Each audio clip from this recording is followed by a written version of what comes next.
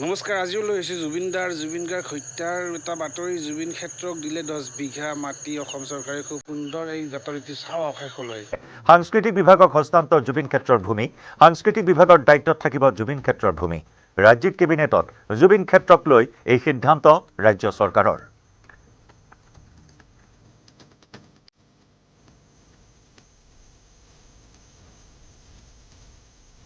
জুবিন সমাধি ক্ষেত্ৰ বা জুবিন ক্ষেত্ৰৰ 10 বিঘা মাটি সমাধি ক্ষেত্ৰ নিৰ্মাণৰ বাবে সাংস্কৃতিক ডিপাৰ্টমেণ্টক এই মাটিটো এলট কৰে। আগতে কাৰ নামত মাটিটো এলট কৰিম তাকে লৈ কনফিউজন আছিলে। এতিয়া ৰাজ্য চৰকাৰে যেনেকৈ ভূপেন হাজৰিকা সমাধি ক্ষেত্ৰ কালচাৰেল এফেয়াৰ্ছ ডিপাৰ্টমেণ্টৰ নামত আছে, এই মাটিখিনিও কালচাৰেল এফেয়াৰ্ছ ডিপাৰ্টমেণ্টক দিয়াৰ বাবে সিদ্ধান্ত লয়। আৰু এতিয়াৰ পৰাই জুবিন সমাধি ক্ষেত্ৰ বা জুবিন ক্ষেত্ৰৰ আনুষ্ঠানিক দায়িত্ব ৰাজ্যৰ সাংস্কৃতিক পৰিক্ৰমা ডিপাৰ্টমেণ্টৰ হাতলৈ হস্তান্তৰিত হ'ল। আৰু ইফালে গণশিল্পী ৰাজীৱ শদিয়াৰ পত্নীক নিযুক্তি পত্ৰ প্ৰদান। উপাসনা বকলিয়াল গগৈক নিযুক্তি পত্ৰ প্ৰদান মুখ্যমন্ত্ৰীৰ। তিনিচুকীয়াত ৰাজহ বিভাগত 3য় বৰ্গৰ চাকৰি প্ৰদান কৰা হয় ৰাজীৱ শদিয়াৰ পত্নীক। ইয়াৰ পূৰ্বৰ কেবিনেটৰ বৈঠকত লোৱা হৈছিল সেই সিদ্ধান্ত আৰু সেই মৰ্মে নিযুক্তি পত্ৰ প্ৰদান কৰা হ'ল গণশিল্পী ৰাজীৱ শদিয়াৰ পত্নী উপাসনা বকলিয়াল গগৈক। তিনিচুকীয়াত ৰাজহ বিভাগত দিয়া হ'ল 3য় বৰ্গৰ চাকৰি।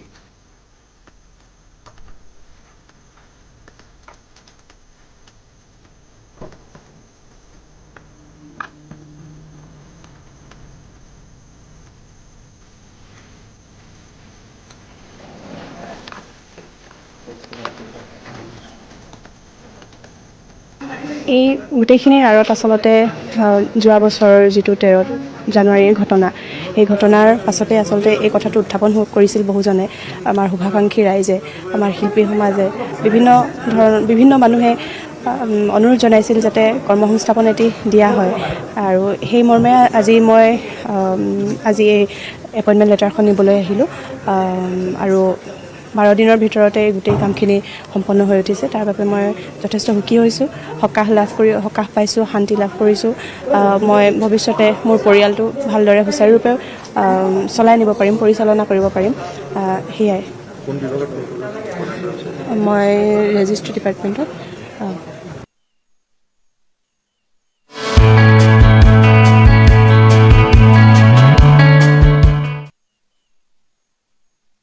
ৰাইজৰ বাবে উৎসৰ্গা কৰিলে ৰাজ্যৰ দীৰ্ঘতম উৰণ সেতুখন। নিউ গুৱাহাটী দীঘলী পুখুৰী সংযোগী উৰণ সেতু মুকলি কৰাৰ পিছতে আজি পুৱাই ভিৰ কৰিলে ৰাইজে। মঙলবাৰে নিশা নুনমাটিৰ প্ৰৱেশ অংশত ফিটা কাটি উদ্বোধন কৰাৰ পাছত চানমাৰীত জনতাক সম্বোধন কৰে মুখ্যমন্ত্ৰীয়ে। প্ৰায় 6 কিলোমিটাৰ দৈৰ্ঘ্যৰ এই উৰণ সেতুখন মহাৰাজ পৃথুৰ নামত উৎসৰ্গা কৰা হৈছে। প্ৰায় 18 মাহত সম্পূৰ্ণ হৈছে 850 কোটি টকা ব্যয় সাপেক্ষে নিৰ্মাণ কৰা উৰণ সেতুখন। 122টা খুঁটাৰ ওপৰত শক্তিশালীকৈ স্থাপন কৰা হৈছে উৰণ সেতুখন। কিন্তু চানমাৰীৰ পৰা দীঘলী পুখুৰীৰ দিশে 10 ফুট 10 ইঞ্চিতকৈও অধিক ওখ বাহন চলাচল কৰিব নোৱাৰিব। অধিক ওখ বা গধুৰ যান বাহন চলাচল কৰাত নিষেধাজ্ঞা থাকিব উৰণ সেতুখনৰ এই অংশছোৱাত। উৰণ সেতুখন মুকলিৰ লগে লগে গুৱাহাটীৰ এটা বৃহৎ অঞ্চলৰ যান জঁটৰ সমস্যা লাঘৱ হোৱাৰ লগতে অধিক সুচল হৈ পৰিব যাতায়াত ব্যৱস্থা। আজি আমি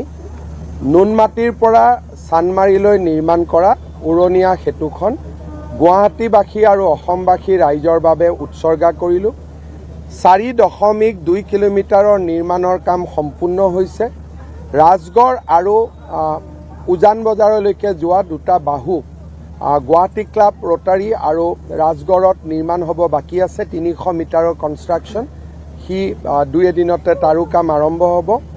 আৰু এই সমগ্ৰ প্ৰক্ৰিয়াটোত 852 কোটি টকা ব্যয় হ'ল।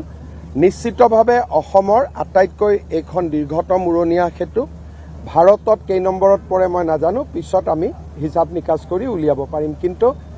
ই ভাৰততো নিশ্চিতভাৱে এটা স্থান লাভ কৰিব। 14 তাৰিখে ৰাতিপুৱা ইয়াক আমি ৰাইজৰ বাবে মুকলি কৰি দিম। 3 দিন ৰাইজে যাতে খোজকাঢ়ি ইয়াৰ যিটো এস্থেটিক চেঞ্জ বা এস্থেটিক বিউটিৰ এটা উপভোগ কৰিব পাৰে, সেইকাৰণে আজিৰ পৰা 14 তাৰিখ ৰাতিপুৱালৈকে নুনমাটিৰ পৰা চানমাৰীলৈ কিন্তু আনন্দৰাম বৰুৱা যিখন কমাৰ্চ ফ্লাইঅভাৰ সেইখন খোলা থাকিব।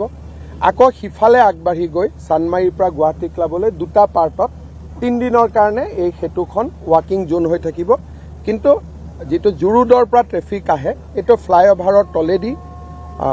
চলাচল কৰি থাকিব পাৰিব মহাৰাজ পৃথু উড়ন সেতুৰ পৰা আমাৰ সতীৰ্থ সাংবাদিক দীপাংকৰ দাসৰ সৈতে সংযুক্ত হৈছো পোনপটীয়া সম্প্ৰচাৰত দীপাংকৰ দীৰ্ঘদিনীয়া প্ৰতীক্ষা আসলতে মাত্ৰ 18 মাহৰ ভিতৰতে 6 কিলোমিটাৰ দীৰ্ঘতম এই উড়ন সেতুখন সম্পূৰ্ণ কৰি ৰাজ্যৰ বাবে উৎসৰ্গা কৰা হ'ল আৰু গুৱাহাটী মহানগৰীত যি যান-জঁটৰ কথা সেয়া প্ৰতিগৰাকী মহানগৰবাসীয়ে তাৰ ভুক্তভোগী কিন্তু সেই সমস্যাৰ পৰা এটা বৃহৎ সকাহ লাভ কৰিব আৰু এতিয়াৰে পৰা এক নতুন অধ্যায়ৰ সূচনা হ'ব গুৱাহাটীৰ যাতায়াতৰ ক্ষেত্ৰত এই উড়ন সেতুৰ জৰিয়তে নিশ্চয় জয়ন্ত চাওক সেই অধ্যায় ইতিপূৰ্বে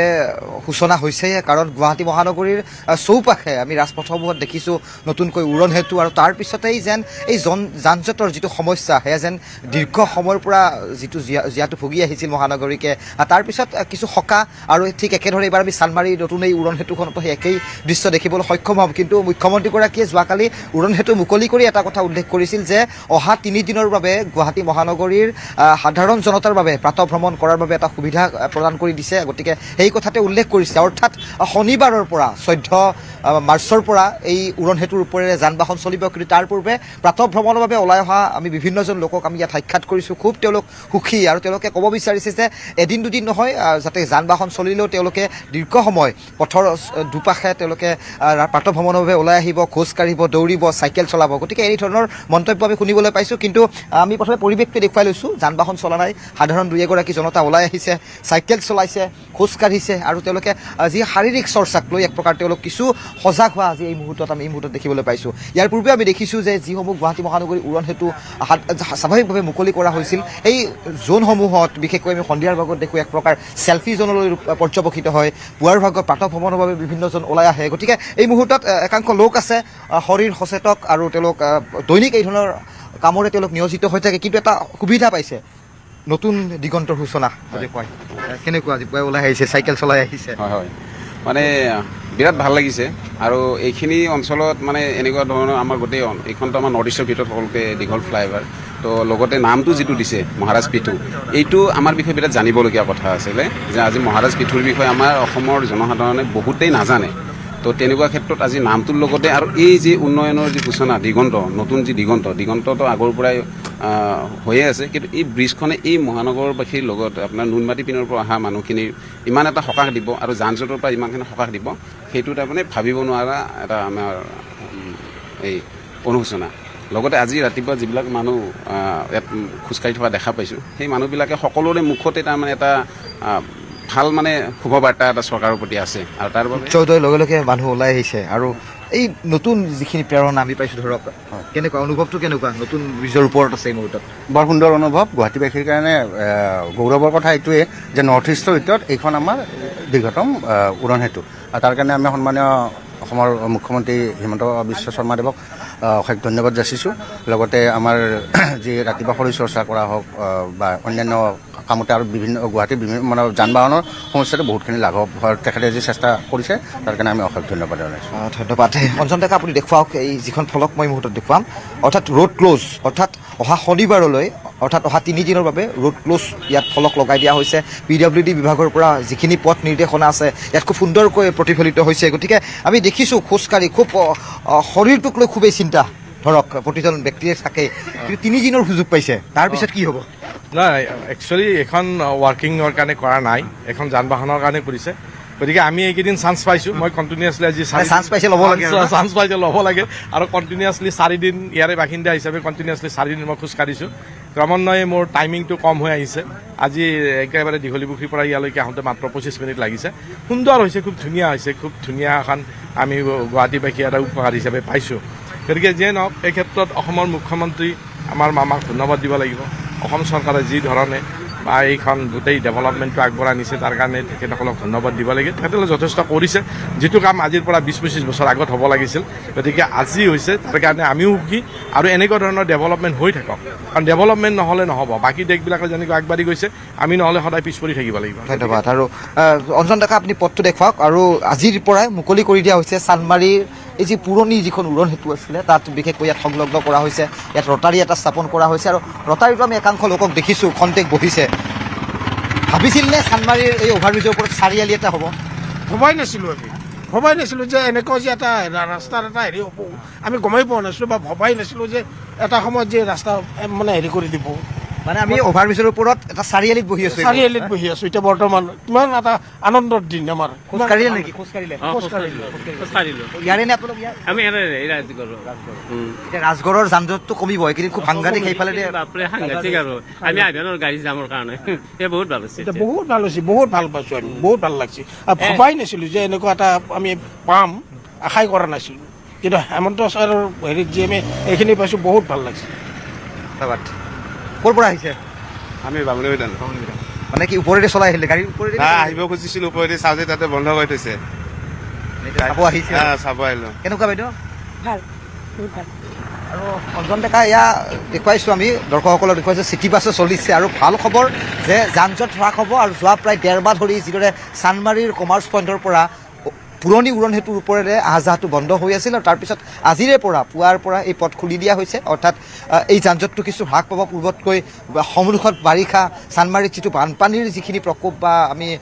এক প্ৰকাৰ প্ৰভাৱ দেখিবলৈ পাওঁ সেয়াও কিছু এই মুহূৰ্তত জনতাই কিছু সকাহ পাব। কিন্তু অহা 3 দিন মানুহে খোজকাঢ়িব পাৰিব, চাইকেল চলাব পাৰিব, এটা সুবিধা প্ৰদান কৰি দিছে চৰকাৰে। আৰু ঠিক একেদৰে যান বাহন চলাচলৰ ক্ষেত্ৰত যিখিনি নিষেধাজ্ঞা থাকিব সেয়া বাতিল কৰা হ'ব। সেয়া শনিবাৰৰ পৰা পুনৰ যান বাহন কিন্তু জয়ন্ত এই চানমাৰীৰ নতুন যি মহাৰাজ পৃথু উৰণ সেতু তাৰ ওপৰেৰে কিন্তু চলাচল কৰিব।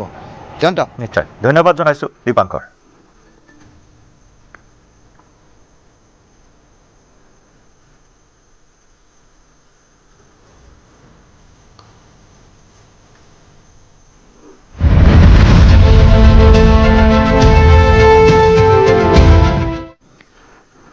তেৰ মাৰ্চত দুদিনীয়া কাৰ্যসূচীৰে অসমলৈ আহিব প্ৰধানমন্ত্ৰী নৰেন্দ্ৰ মোদী। কোকৰাঝাৰৰ বাঁহবাৰীত ৰেলৰ ডবা মেৰামতি কৰা কাৰখানাৰ আধাৰশিলা স্থাপন কৰিব মোদীয়ে। 3খন নতুন ৰেল সেৱা আৰম্ভ কৰিব মোদীয়ে। সন্ধিয়া জ্যোতি বিষ্ণু কলা মন্দিৰত চাহ শ্ৰমিকৰ মাটিৰ পট্টা প্ৰদান কৰা কাৰ্যৰ শুভাৰম্ভণি কৰিব ভাৰতৰ প্ৰধানমন্ত্ৰীগৰাকীয়ে। কপিলী হাইড্ৰ পাৱাৰ প্ৰকল্প উদ্বোধন কৰিব মোদীয়ে। 14 মাৰ্চত শিলচৰলৈ যাব।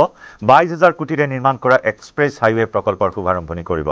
15 মাৰ্চত অসমলৈ আহিব কেন্দ্ৰীয় গৃহমন্ত্ৰী অমিত শ্বাহ। প্ৰাগজ্যোতিষ মেডিকেল কলেজৰ শুভ উদ্বোধন কৰিব কেন্দ্ৰীয় গৃহমন্ত্ৰীগৰাকীয়ে। যুৱ সংকল্প সমাৰোহতো অংশগ্ৰহণ কৰিব অমিত শ্বাহে। প্ৰধানমন্ত্ৰী ডাঙৰীয়া 13 তাৰিখে দুপৰীয়া 2টা বজাত কোকৰাঝাৰত আহি উপস্থিত হ'ব। BTC একৰ্ডত আমি ৰেলৱে কোচ ৰিপেয়াৰিঙৰ যিটো ফেক্টৰীৰ কথা কৈছিলোঁ তাত বাছবাৰীত হ'ব। তাৰ আধাৰশিলা প্ৰধানমন্ত্ৰী ডাঙৰীয়াই কৰিব। ৰাজ্য চৰকাৰৰ অসমমালা প্ৰজেক্ট প্ৰধানমন্ত্ৰী ডাঙৰীয়াই আৰম্ভ কৰিব। আৰু BTCৰ বাবে গুৰুত্বপূৰ্ণ 6খন ডাঙৰ দলঙৰ আধাৰশিলা প্ৰধানমন্ত্ৰী ডাঙৰীয়াই কৰিব। আৰু 3খন নতুন ৰেল সেৱা প্ৰধানমন্ত্ৰী ডাঙৰীয়াই সিদিনাখন আৰম্ভ কৰিব। ভাৰত চৰকাৰৰ ৰেলৱে ডিপাৰ্টমেণ্টৰো কেইবাটাও প্ৰজেক্ট তেওঁ উদ্বোধন কৰিব। সন্ধিয়া তেখেত গুৱাহাটীলৈ আহিব জ্যোতি বিষ্ণু কলাম আন্তৰ্জাতিক কলা মন্দিৰত। চাহ বাগিচাৰ শ্ৰমিকসকললৈ যি আমি পট্টা দিয়াৰ কাৰ্যসূচী হাতত লৈছিলোঁ তাৰ প্ৰথমখন পট্টা প্ৰধানমন্ত্ৰী ডাঙৰীয়াৰ হাতেৰে কৰকমলেৰে অৰ্পণ কৰা হ'ব। ৰাজ্য চৰকাৰে নিৰ্মাণ কৰি ওলোৱা 150 মেগাৱাটৰ কপিলী হাইড্ৰ পাৱাৰ প্ৰজেক্টটো প্ৰধানমন্ত্ৰী ডাঙৰীয়াই ৰাইজৰ বাবে উৎসৰ্গা কৰিব। 14 তাৰিখে দিনৰ 10:30 বজাত তেখেত শিলচৰলৈ যাব। 22,000 কোটি টকাৰে নিৰ্মাণ কৰিব বিচৰা শিলচৰ গুৱাহাটী এক্সপ্ৰেছ হাইৱে প্ৰজেক্টৰ তেখেতে শুভ আৰম্ভণি কৰিব। 15 তাৰিখে গৃহমন্ত্ৰী অমিত শ্বাহ ডাঙৰীয়া অসমলৈ আহিব। ৰাতিপুৱা 10 বজাত তেখেতে প্ৰাগজ্যোতিষপুৰ মেডিকেল কলেজৰ শুভ উদ্বোধন কৰিব। 11 বজাৰ পৰা তেখেতে ভাৰতীয় জনতা পাৰ্টি আয়োজন কৰা যুৱ সংকল্প সমাৰোহত ভাগ ল'ব। সমান্তৰালকৈ গুৱাহাটীৰ পাহাৰবাসীলৈ ভূমিপট্টা প্ৰদান। 3টা প্ৰজন্মৰ অসমীয়াক দিয়া হ'ব ভূমিপট্টা। 816 গৰাকী লোকক 16 মাৰ্চত দিয়া হ'ব ভূমিপট্টা। একাধিক্ৰমে সকলোকে প্ৰদান কৰা হ'ব ভূমিপট্টা। ভূমিপট্টা দিয়াত বাধা আঁতৰোৱাৰ সিদ্ধান্ত ৰাজ্যিক কেবিনেটৰ। 12,000 আবেদনৰো শীঘ্ৰেই নিষ্পত্তি কৰা হ'ব বুলি মন্তব্য মুখ্যমন্ত্ৰীৰ। গুৱাহাটীত পাহাৰত মাটি আবণ্টনৰ প্ৰক্ৰিয়াটো আমি আৰম্ভ কৰিম আৰু তাত আগত যিবিলাক কনষ্ট্ৰেইন আছিল শ্লোপ আদি বিভিন্ন কাৰণত মাটিৰ পট্টা দিয়া হোৱা নহৈছিলে আজি আমি কেবিনেটত সকলো ৰিলেক্স কৰি গুৱাহাটীৰ পাহাৰত দিছপুৰত 452 ঘৰ গুৱাহাটী ৰেভিনিউ চাৰ্কুলত 338 ঘৰ আৰু আজাৰাত 26 ঘৰ পৰিয়াললৈ টোটেল 816 পৰিয়াললৈ আমি মাটিৰ পট্টা দিছোঁ তিনিটা প্ৰজন্মৰ যিসকল অসমীয়া তেওঁলোকক আমি একাদিক্ৰমে এতিয়াৰ পৰা মাটিৰ পট্টা দি যাম যি বাধা আছিলে পলিচি সংক্ৰান্তত এই বাধা আঁতৰি গ'ল মই ৰাজ্য মন্ত্ৰী ডাঙৰীয়াক অনুৰোধ কৰিম এই 816 গৰাকীক পাৰিলে 15 তাৰিখে মাটিৰ পট্টা দি দিব লাগে আৰু ৰেভিনিউ ডিপাৰ্টমেণ্টে পাৰে আৰু 12,000 আবেদন আমাৰ লগত জমা হৈ আছে বাকী আবেদনখিনিও আমি সংগ্ৰহ কৰি সোনকালে পট্টা দিয়াৰ ব্যৱস্থা হাতত ল'ম কিন্তু তিনিটা জেনেৰেশ্যনৰ অসমীয়া হ'ব লাগিব এইটো নহয় যে গুৱাহাটীৰ হ'ব লাগে বজালীৰ হওক বৰপেটাৰ হওক নলবাৰীৰ হওক তিনিটা জেনেৰেশ্যন অসমত থকা পৰিয়াল হ'ব লাগে 37টা চাহ জনগোষ্ঠীক OBC হিচাপে স্বীকৃতি পূৰ্বতে OBC স্বীকৃতি লাভ কৰা নাছিল গোষ্ঠীকেইটাই উপগোষ্ঠী হিচাপে আছিল এই গোষ্ঠীসমূহ ৰাজ্য চৰকাৰে OBCৰ মৰ্যাদা দিয়াৰ সিদ্ধান্ত গ্ৰহণ কৰে স্বতন্ত্ৰভাৱে আটাইকেইটা জনগোষ্ঠীক OBC হিচাপে স্বীকৃতি 37টা টি গাৰ্ডেন কমিউনিটি আছিল যিসকলে ইমান দিনে OBCৰ মৰ্যাদা পোৱা নাছিল আজি আমি টি গাৰ্ডেনত বসবাস কৰি থকা 37 কমিউনিটি যোনে ইমান দিন OBC বা MOBCৰ মৰ্যাদা পোৱা নাছিল তেওঁলোকক আজি ৰাজ্য চৰকাৰে OBCৰ মৰ্যাদা দিবলৈ সিদ্ধান্ত গ্ৰহণ কৰে মই কমিউনিটি কেইটাৰ নাম আপোনালোকক কৈছোঁ ভুইনহাৰ বাক্তি পনিয়া ভাইনা চাচা ছাত্ৰৰ দেৱমাঝি দেহুৰী ফুলমালি গোসাই গঞ্জু হাজাম হো কুৰকু কস্তা কালাৰ কায়স্থ কানসাৰী গুণ্ডা মুণ্ডা ভিল তাছা তান্তি আমাৰ এই কমিউনিটি তলত কুৰুম কুডুম কৰণ খৈৰা মাৰাৰ মেহেৰা মালহাৰ মৈৰা মাল পাটৰ পাটুৱা পাইক পূজাৰ ভোক্তা পুৰাণ ৰাউতিয়া সোনাই টংলা উজিৰ এই গোটেইকেইটা কমিউনিটি কোনোবা নহয় কোনোবা কমিউনিটিৰ সাবকাষ্ট হিচাপে আছিলে কোনোবা কমিউনিটি কুৰ্মীৰ সাবকাষ্ট কোনোবা কমিউনিটি তাছাৰ সাবকাষ্ট আছিলে আজি আমি ইণ্ডিপেণ্ডেণ্টলি স্বতন্ত্ৰভাৱে তেওঁলোকক আজি আমি OBCৰ মৰ্যাদা দিয়াৰ সিদ্ধান্ত গ্ৰহণ কৰোঁ বৰপেটাৰ ফকৰুদ্দিন আলী আহমেদ মেডিকেল কলেজৰ নাম সলনি ফকৰুদ্দিন আলী আহমেদৰ পৰিৱৰ্তে বৰপেটা মেডিকেল কলেজ হিচাপে নামাকৰণ হ'ব চিকিৎসালয়খন চৰকাৰে যিমান মেডিকেল কলেজ বনাইছে এতিয়ালৈকে ধুবুৰীত ধুবুৰী মেডিকেল কলেজ গুৱাহাটীত গুৱাহাটী মেডিকেল কলেজ শিলচৰত শিলচৰ মেডিকেল কলেজ কিন্তু বৰপেটা মেডিকেল কলেজখন ফকৰুদ্দিন আলী আহমেদ মেডিকেল কলেজ নামেৰে নামাকৰণ কৰা হৈছিল যিটো আমাৰ বাকি মেডিকেল কলেজ কেইখনৰ লগত মিল নাখায় আৰু সেয়েহে বহুত ক্ষেত্ৰত এইখন প্ৰাইভেট মেডিকেল কলেজ নেকি বুলি আমি বহুত প্ৰশ্নৰ উত্তৰ দিবলগীয়া হয় সেইবাবে আজি কেবিনেটে ফকৰুদ্দিন আলী আহমেদ মেডিকেল কলেজৰ নামটো পৰিৱৰ্তন কৰি বৰপেটা মেডিকেল কলেজ এণ্ড হস্পিটাললৈ ৰূপান্তৰ কৰে এতিয়াৰ পৰা ফকৰুদ্দিন আলী আহমেদ মেডিকেল কলেজখনক বৰপেটা মেডিকেল কলেজ হিচাপে নামাঙ্কিত কৰা হ'ব কিন্তু যেহেতু ফকৰুদ্দিন আলী আহমেদ ভাৰতৰ ৰাষ্ট্ৰপতি আছিল আৰু অসমৰ পৰা তেওঁই প্ৰথম ভাৰতৰ ৰাষ্ট্ৰপতি হৈছিলে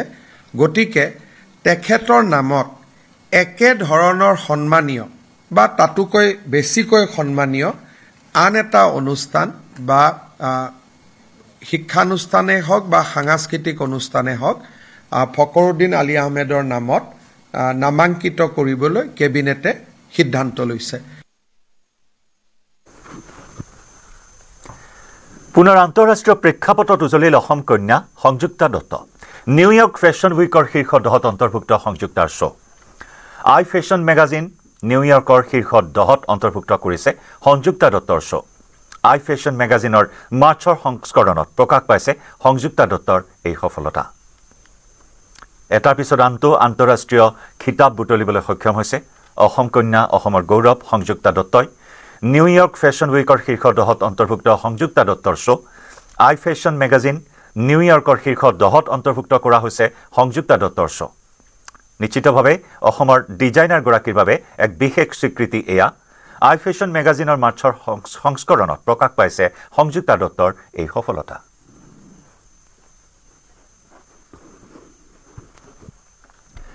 দেশদ্ৰোহী নৌসেনা জোৱানক গ্ৰেপ্তাৰ ISIৰ হৈ চোৰাংচোৱা কৰি গ্ৰেপ্তাৰ নৌসেনা জোৱান নৌসেনাৰ লেঞ্চ নায়ক আদেশ কুমাৰক গ্ৰেপ্তাৰ উত্তৰ প্ৰদেশত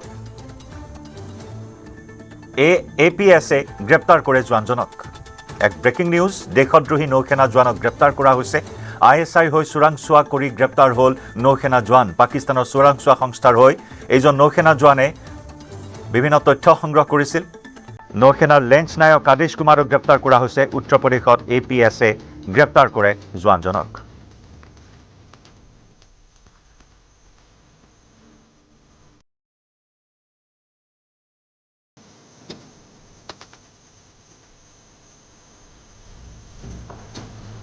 দেশৰ নিৰাপত্তাৰ প্ৰতি তীব্ৰ ভাবুকিৰ সৃষ্টি কৰা এই বিষয়সমূহ যথেষ্ট গুৰুত্ব সহকাৰে লৈছে ভাৰতীয় চোৰাংচোৱাই অৱশেষত জালত পৰিল পাকিস্তানী চোৰাংচোৱা সংস্থা ISIৰ হৈ চোৰাংচোৱাগিৰি কৰা নৌসেনাৰ এইজন জোৱানক নৌসেনাৰ লেঞ্চ নায়ক আদেশ কুমাৰ কিমান দিনৰ পৰা তথ্য যোগান ধৰিছিল এই সন্দৰ্ভত অধিক তথ্যৰ বাবে বৰ্তমান জেৰা চলাই আছে আৰক্ষীয়ে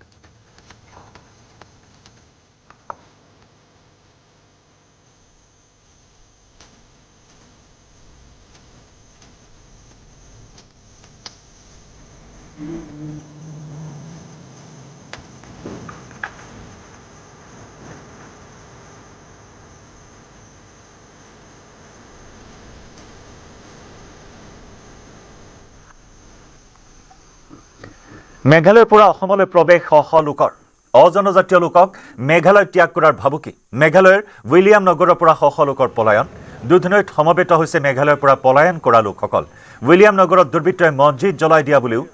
এই মুহূৰ্তত উল্লেখ কৰিছে এইসকল ভুক্তভোগী লোকে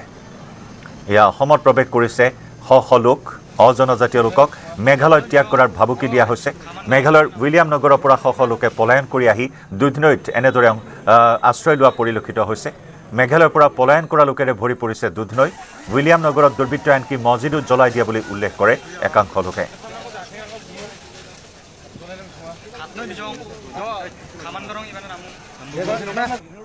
আমাৰ জিলাৰ নন ট্ৰাইবেল মুছলমান আশ্ৰম তাতো মানে 30 বছৰ 35 বছৰ একাত হৈ গৈছে মৰুৱাতে তাৰপিছতে আজি 2 বাজিৰ পৰা 4-5টা ল'ৰা আহি নামাবাজাৰত কৈছে তোমাৰ 1 ঘণ্টাৰ পৰা নামাবাজাৰত ওলাই যাব লাগিব নামাবাজাৰ খালী কৰিব লাগিব নাকাৰণে পিছতে অসুবিধা হতে পাৰে তাৰপিছতে 1 ঘণ্টাৰ পিছতে পুলিচ আহিছে পশ্চি বড়োবাবু ছেকেণ্ডি আহি ক'ল মইতো স্পট দিম তোমাৰ লগত যিবিলাক মানুহ আছে 30 জন হোক 50 জন হোক মই হেল্প কৰিম ইয়াৰ পৰা পুৰা স্পট দি তোমাৰ লগত মানে দুটৰ পৰা উলাই দি আহিম আমাৰতো যাওয়ার আসলে তোরা হওয়ার পিছত তোরা তো পুরা গন্ডগোলি আছে গাড়ি নযায় তার পুলিশ প্রোটেকশন ভাল করে আমাদের স্পট দিছে ইয়াতে তাই একো বেয়া নাই এতে কইছে যে ইমান রিচ নলগে তার আপনার লগত সেপারেটে বেশি ভাল সেপ লইছে মেঘালয় গভর্নমেন্ট আপনারা কি করবে মেঘালয় গভর্নমেন্ট একরে পাতা না মেঘালয় গভর্নমেন্ট কোনো অ্যাকশনও লয় নাই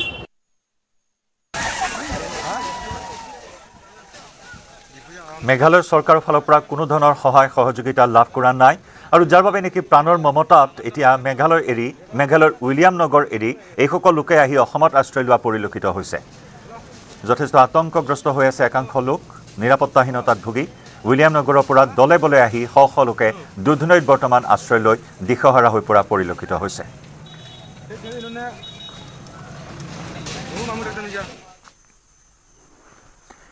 LP UP শিক্ষক নিযুক্তিৰ চূড়ান্ত তালিকা প্ৰকাশ 4500 পদৰ বাবে শিক্ষকৰ চূড়ান্ত তালিকা প্ৰকাশ DEE অফিচিয়েল ৱেবছাইট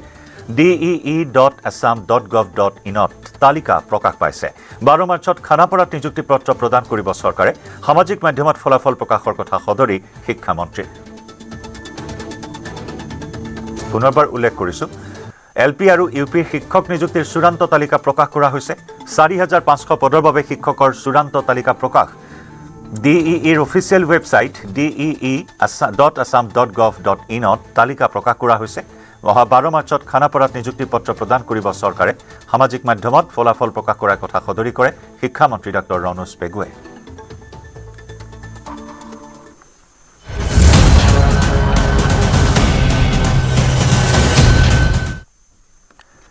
লখিমপুৰৰ পথালি পাহাৰ টোলগেটত ভয়ংকৰ পথ দুৰ্ঘটনাত একেটা পৰিয়ালৰ 4জনৰ মৃত্যু হাৰমতি লখনাবাৰীৰ দীপাংকৰ হাজৰিকা পত্নী পৰি হাজৰিকা 18মহীয়া কণমানি বিদিশা লগতে দীপাংকৰৰ পিতৃ যজ্ঞৰাম হাজৰিকাৰ মৃত্যু মৃত দীপাংকৰ হাজৰিকা এগৰাকী শিক্ষক আছিল নিয়ন্ত্ৰণ হেৰুৱাই টোলগেটত দুৰ্ঘটনাত পতিত সুইফ্ট ডিজায়াৰ বাহন নাৰায়ণপুৰৰ পৰা বান্দৰদেৱা অভিমুখে গৈ আছিল বাহনখন টোলগেটৰ সন্মুখত স্পীড ব্ৰেকাৰ নথকাৰ লগতে দুৰ্ঘটনা সংঘটিত হোৱাৰ অভিযোগ উত্থাপন কৰিছে স্থানীয় ৰাইজে এক অতি মৰ্মান্তিক ঘটনা অতি শোকাবহ এটি ঘটনা একেটা পৰিয়ালৰ 4জন লোকে ঠিতাতে প্ৰাণ হেৰুৱালে এটা পথ দুৰ্ঘটনাত টোলগেটৰ সমীপত নিয়ন্ত্ৰণ হেৰুৱাই ডিভাইডাৰত খুন্দা মৰাত এই শোকাবহ দুৰ্ঘটনা সংঘটিত হয় য'ত একেটা পৰিয়ালৰ 4জন লোকে মৃত্যুক আঁকোৱালি লৈছে মৃতসকলৰ পৰিচয় ইতিমধ্যে আমি উল্লেখ কৰিছো হাৰমতি লখনাবৰীৰ দীপাংকৰ হাজৰিকা পত্নী পৰি হাজৰিকা 18মহীয়া কণমানি বিদিশা লগতে দীপাংকৰৰ পিতৃ যজ্ঞৰাম হাজৰিকাৰ মৃত্যু হয় মৃত দীপাংকৰ হাজৰিকা আছিল এগৰাকী শিক্ষক এখন সুইফ্ট ডিজায়াৰ বাহন দুৰ্ঘটনাত পতিত হৈ এই শোকাবহ ঘটনা সংঘটিত হয় নাৰায়ণপুৰৰ পৰা বান্দৰদেৱা অভিমুখে গৈ আছিল বাহনখন উল্লেখযোগ্য যে টোলগেটৰ সন্মুখত গতিৰোধকৰ ব্যৱস্থা কৰা হোৱা নাছিল যাৰ ফলত এই দুৰ্ঘটনা সংঘটিত হোৱাৰ অভিযোগ স্থানীয় লোকৰ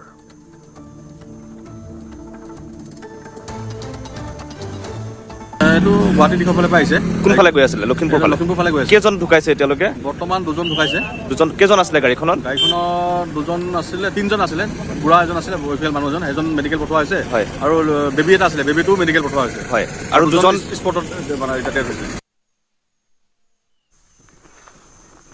উন্নয়নৰ মেটমৰা সম্ভাৰ লৈ আজি যোৰহাটলৈ যাব মুখ্যমন্ত্ৰী হিমন্ত বিশ্ব শৰ্মা যোৰহাটত কেইবাটাও উন্নয়নমূলক প্ৰকল্পৰ উদ্বোধন কৰিব মুখ্যমন্ত্ৰী বিয়লি অসম তথা উত্তৰ পূৰ্বাঞ্চলৰ ভিতৰতে সৰ্ববৃহৎ স্বৰাজ উদ্যান মুকলি কৰিব মুখ্যমন্ত্ৰীয়ে নৱনিৰ্মিত স্বৰাজ উদ্যান দেশৰ দ্বিতীয়খন কাৰাগাৰ সংলগ্ন পৰ্যটনস্থলী প্ৰায় 158 কোটি টকা ব্যয় সাপেক্ষে মুঠ 323 বিঘা মাটিত নিৰ্মাণ কৰা হৈছে এই উদ্যানখন ইয়াৰে মূল উদ্যানখনৰ 175 বিঘা ভূমিৰ 85 বিঘা ভূমিত বৰ্তমান উদ্যানখনৰ প্ৰথম পৰ্যায়ৰ নিৰ্মাণ কাৰ্য সম্পূৰ্ণ হৈছে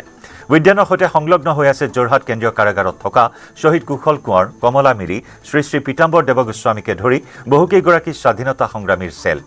লগতে পৰ্যটকৰ বাবে মুকলি কৰা হৈছে কুশল কোঁৱৰক ফাঁচি দিয়া স্থান ইয়াৰ পিছতে মুখ্যমন্ত্ৰী উদ্বোধন কৰিব যোৰহাট নগৰৰ এটি ৰোডত বৰুৱা চাৰিআলিৰ পৰা ভোগদৈ দলং সংযোগী 1.27 কিলোমিটাৰ দৈৰ্ঘ্যৰ উৰণ সেতুখন প্ৰায় 177 কোটি টকা ব্যয় সাপেক্ষে মাত্ৰ 15 মাহৰ ভিতৰতে নিৰ্মাণ কৰি তোলা হৈছে যোৰহাট নগৰৰ তৃতীয়খন উৰণ সেতু তাৰ পিছতে মুখ্যমন্ত্ৰীয়ে শুভ উদ্বোধন কৰিব লাচিত মৈদাম স্মাৰক আৰু সাংস্কৃতিক কেন্দ্ৰ মইনাপৰীয়া নামঘৰৰ নৱনিৰ্মিত অতিথিশালাও উদ্বোধন কৰিব মুখ্যমন্ত্ৰীয়ে আনহাতে যোৰহাটৰ বৰুৱা চাৰিআলিত এক ৰাজহুৱা সভাত মুখ্যমন্ত্ৰীয়ে ভাৰ্চুৱেলি উদ্বোধন কৰিব যোৰহাট অভিযান্ত্ৰিক মহাবিদ্যালয়ৰ পুথিভঁৰাল গৃহ ইনডোৰ ষ্টেডিয়াম আৰু এশখন বিচনাযুক্ত ছাত্ৰাবাস লগতে যোৰহাটত প্ৰতিযোগিতামূলক পৰীক্ষাৰ বাবে প্ৰগতি শীৰ্ষক 6 সপ্তাহ কেনেকুৱা পালে কমেণ্ট কৰিব আৰু মোৰ পেজত যদি নতুনকৈ পেজটো ফ'ল' কৰিব যদি মোৰ ইউটিউব চেনেলত নতুনকৈ চেনেলটো ছাবস্ক্ৰাইব কৰিব থেংক ইউ